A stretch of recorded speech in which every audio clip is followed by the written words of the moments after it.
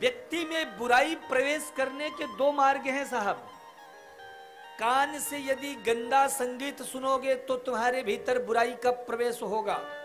किसी की निंदा चुगली बुराई सुनोगे तो प्रवेश होगा। और दूसरा, आंख से गलत दृश्य देखोगे तो बुराई का प्रवेश होगा। इसलिए यदि आप बुरी वस्तुओं से बचना चाहते हो तो दो चीजों को सिद्ध करो, एक कान और दूसरे आंख। जो आंख देखना चाहती है वह तुम मत देखो, जो तुम देखना चाहते हो वह आंख देखे। जो कान सुनना चाहते हैं वह तुम मत सुनो, जो तुम सुनना चाहते हो वह कान सुने। जो रसना जीव चखना चाहती है वह तुम मत चखो, जो तुम चखना चाहते हो वह रसना चखे। जो अंग स्पर्श करना चाहते हो वह तुम मत स्पर्श करो, जो तुम स्पर्श करना चाहते हो वह अंग प्रयोग में लाओ। मतलब तुम इंद्रियों के गुलाम मत बनो, इंद्रियां तुम्हारी दासता करें। आ रही है बात समझ में? आज हम इंद्रियों के वशीभूत हैं। भैया भूख लगी है, भोजन का मन किया, चलो आज रसगुल्ला खाने का मन कर रहा है, आज मैगी खाएंगे, आज पिज्जा खाएंगे। तो साहब हम किसके गुलाम बन गए हैं? हम जीभ के गुलाम हैं, हम कान के गुलाम हैं, हम आंख के गुलाम हैं। बात समझ में आ रही है? अभी नहीं समझे हो, मैं सरल करके आपको समझाता हूं। एक मेला था, समझना ध्यान से। उस मेले में एक पुत्र अपने पिता के साथ गया तो देखा 5 वर्दी वाले एक राजा के साथ सिपाही जा रहे थे। एक व्यक्ति था, बढ़िया घोड़े वोड़े में बैठा था, चल रहा था। पूछा, पिताजी ये कौन है? बोली, इस नगर का राजा है। अच्छा, बहुत बढ़िया।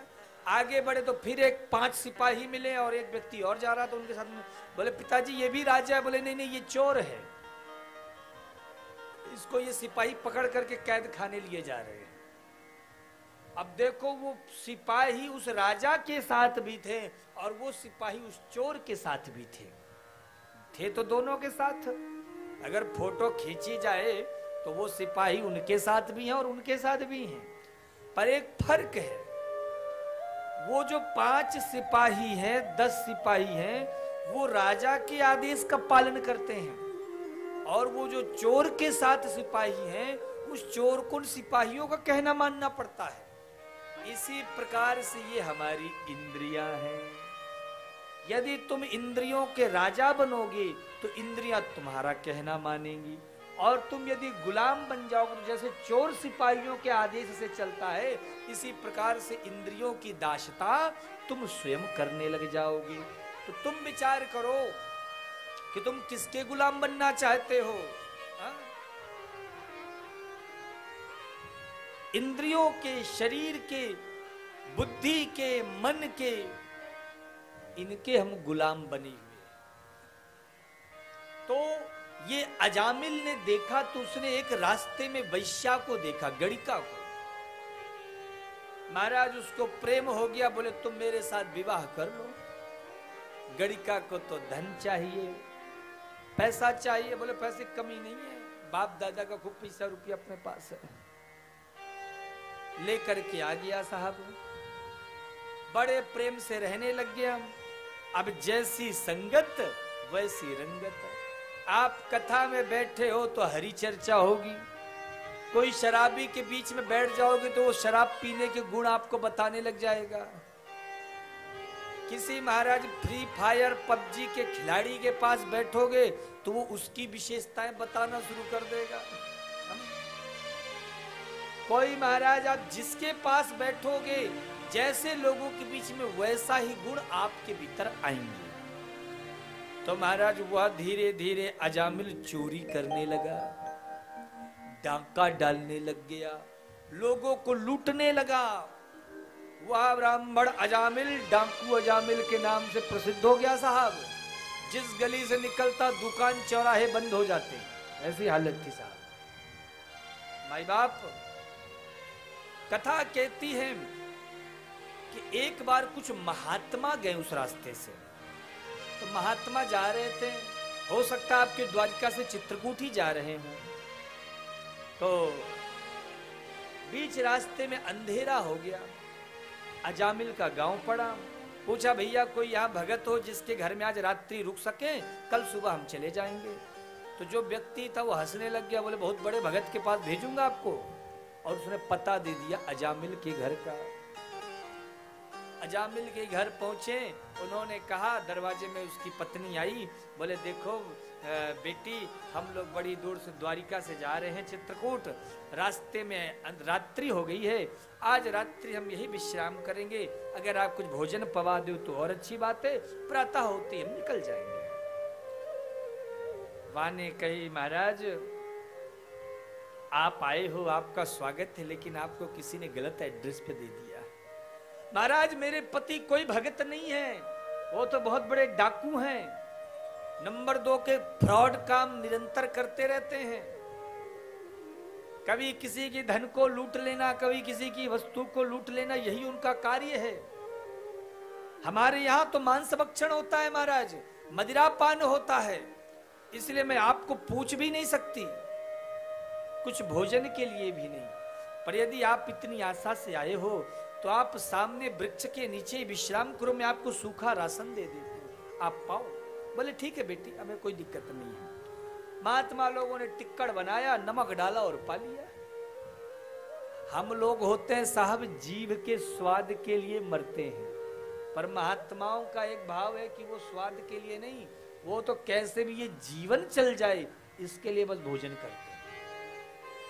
कुछ लोग ऐसे होते जो जीते ये सिर्फ खाने के लिए, भैया हमें खाना मिले बस। और कुछ लोग ऐसे हैं जो जीवन चल जाए इसलिए खाते हैं। तो महात्माओं ने जब भोजन किया तो महात्मा जी रो पड़े। संत हृदय नवनीत समाना, संतों की कृपा जिस पर हो जाए महाराज, उस पर बिहारी जी की कृपा ऑटोमेटिक होती है। ये वास्तविकता है। तो अजामिल रात्रि को आया 2 बजे, ये महात्माओं की टोली मेरे यहाँ। ए बाबा जी यहाँ कैसे?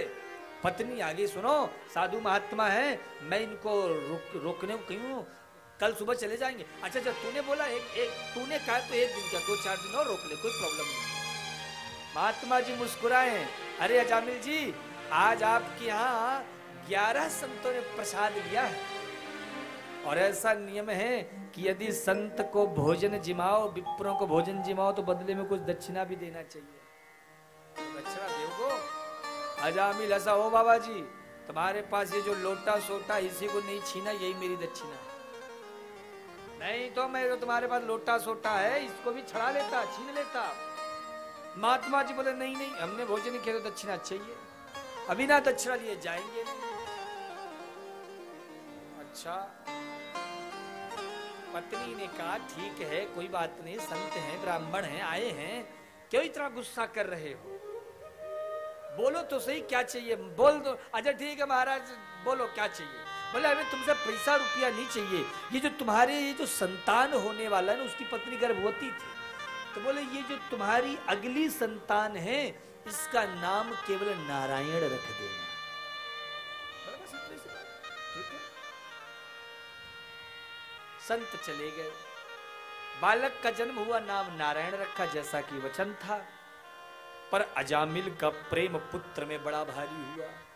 भोजन करता तो खाओ नारायण, सोता तो सो नारायण, गाता तो गाओ नारायण, चलता तो चलो नारायण, हर जगह नारायण नारायण नारायण लगाए रहता।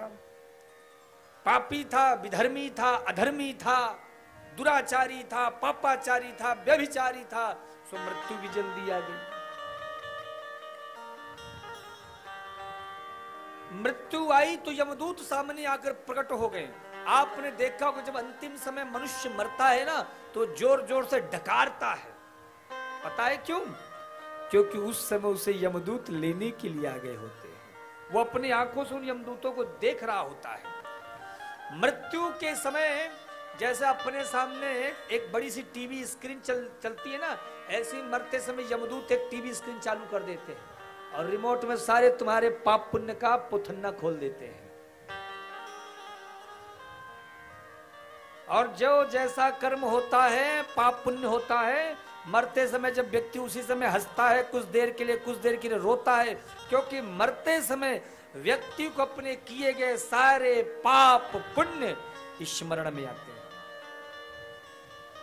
हाँ, तो प्रिय भक्तों, कथा कहती है कि अजामिल चिल्लाया, उसने जो देखा काले विकराल स्वरूप के ये सब आ गए हैं तो चिल्लाया। उसने देखा थोड़ी देर में उसका बालक नारायण खेल रहा था तो जोर लगाया और कहा, दूरे क्रीडे नकाशक्तम पुत्रम नारायणाभयम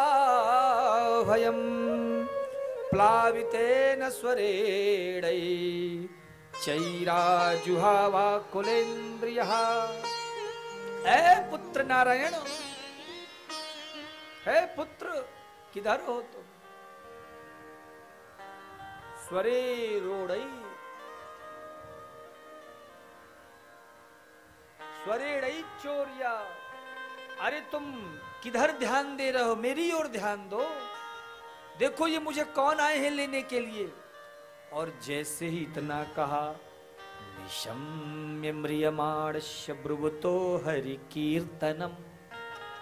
हरि का नाम मुख से उच्चारित हुआ, तुरंत भगवान श्री हरि के चतुर्भुज रूपधारी भगवान के पार्षद वहां प्रकट हो जाते हैं। बोलिए भक्तवत्सल भगवान। और जैसे ही प्रकट हुए, उन्होंने यमदूतों से उसे मुक्त कराया। ऐ यमदूतों, इसे कहां लेके जा रहे हो? यमदूतों ने कहा, हु आर यू, कौन हो तुम लोग? बोले, अरे तुम हमको नहीं जानते हो? जिस नारायण का नाम अभी ये ले रहा था, हम उसी के पार्षद हैं। ये तो अपने पुत्र नारायण का नाम ले रहा था, ये किसी भगवान का नाम नहीं लिया। पार्षद मुस्कुरा, एक बात बताओ, इसके बेटे का नारायण कितने साल पुराना है? 10 साल। किसी का नाम महाराज शिव है, किसी का नाम शंकर है, किसी का नाम हरि है, ये सब तो 10, 20, 50 साल पुराने हैं।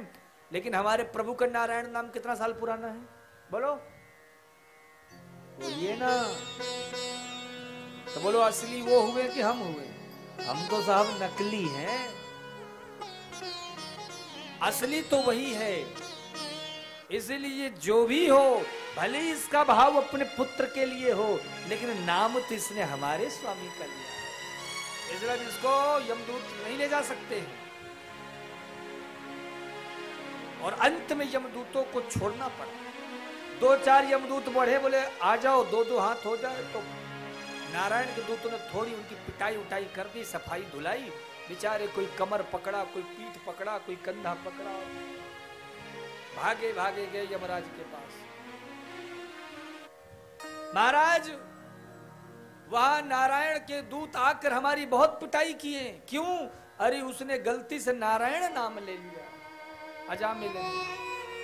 यमराज ने कहा, धीरे बोलो, धीरे, कोई सुन ना ले। क्यों? अरे तुम मुझसे कभी कभी कहते थे ना, आप किसके ध्यान में रहते हो? ये वही तो प्रभु है। तो क्या करे प्रभु? अगर ऐसे ही हो गया तो हर कोई अपने बेटे का नाम नारायण, राम, कृष्ण, जानकी, राधिका, ये सब नाम धरकर सब वैकुंठ चले जाएंगे। अपना तो नरक खाली हो जाएगा। तो किसको लाए हम बता दो आज नियम। तब स्वयं धर्मराज कहते हैं, जो भी प्रभु का कीर्तन करे, प्रभु की कथा सुने, प्रभु का भजन करे, उनसे कम से कम कोस भर दूर रहना।